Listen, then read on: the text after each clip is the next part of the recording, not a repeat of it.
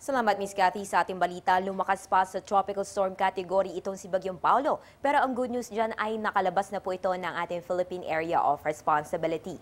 Alas 4 ng hapon, namata ng sentro ng bagyo sa layong 425 kilometers northwest ng Iba, Zambales. Ito po ay nasa tropical storm category na may taglay na lakas ng hangin 65 kilometers per hour malapit sa gitna at pagbugso nga abot ng 80 kilometers per hour. Patuloy po ang pagkilos nito pa west-northwest sa bilis na 15 kilometro kada oras. So instead of Saturday ay ngayong hapon na po ito lumabas ng ating par. Ang dahilan po niyan ayon kay Alzar Aurelio, weather forecaster ng Pag-asa, ay sa paggalaw na rin po ng high pressure area na nandito sa taas. No? So ang tendency po niyan ay pa-westward nga ang ating mga weather disturbance. So ganun pa man, mga pag-iibayo pa rin po nito ang southwest monsoon na siya magdadala ng mahihina hanggang katamtamang pag-ulan at pagkitlat pagkulog sa western section ng central at southern Luzon. At para naman sa karagdagang impormasyon mga kababayan, dahil ito'y nasa tropical storm category na, ay binigyan na po ito ng international name na WUTIP. Ang ibig sabihin po niyan ay butterfly mula sa bansang Macau.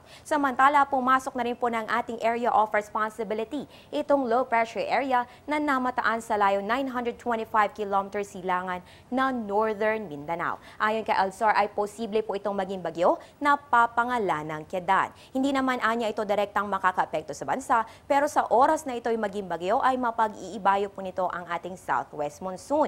Kaya continuous monitoring tayo sa ating mga weather conditions kasama ang ating mga weather forecasters ng Pag-asa. At para naman sa weekend weather check mga kababayan, tanging western section na lamang ng southern Luzon at Visayas ang makaranas na ilang pag-ulan. Mga light to moderate rains po yan this Saturday at Sunday. Habang natitirang bahagi ng bansa ay makaranas po yan ng gradual improvement sa weather conditions hanggang makaranas na lamang ng fair weather. Pero syempre, maging handa pa rin sa mga isolated thunderstorms. So yan po ang ating forecast this weekend. Pero para lagi pong fresh ang ating ulat panahon, tumutok sa PTV alas 5 na umaga para sa nangunguna at komprehensibong all-weather program sa Pilipinas, ang Panahon TV Weekend Edition.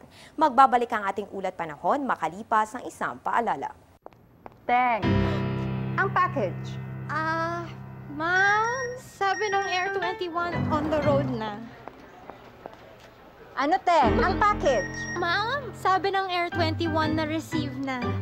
Okay, very good. Basta padala, sagot ka ng Air 21. May real-time delivery updates via text para worry-free ka. Teng, ang package, napadala mo na? Yes, ma'am, sa Air 21. Sa Air 21, sagot ko, padala mo. Huling Biyernes na ng Setyembre, naku, ang bilis ng mga araw mga kababayan at nalalapit na ang simula ng mahahabang gabi sa Pilipinas. Paano nga ba nangyayari yan? Well, meron po tayong tinatawag na autumnal equinox. Nagaganap po yan tuwing September 23 kada taon. Ang equinox ay salitang Latin na ang ibig sabihin ay equal night and day.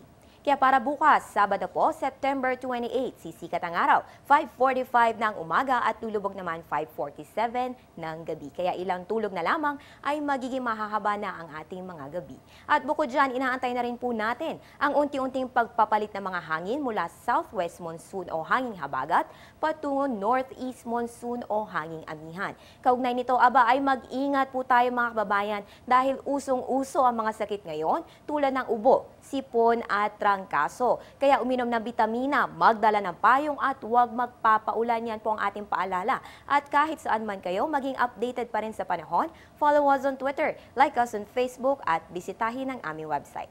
At yan ang pinakahuling balita mula dito sa Pag-asa DOST. Ako po ang inyong weather girl April Enerio para sa Telebisyon ng Bayan. Balik sa Miss Cathy at happy weekend.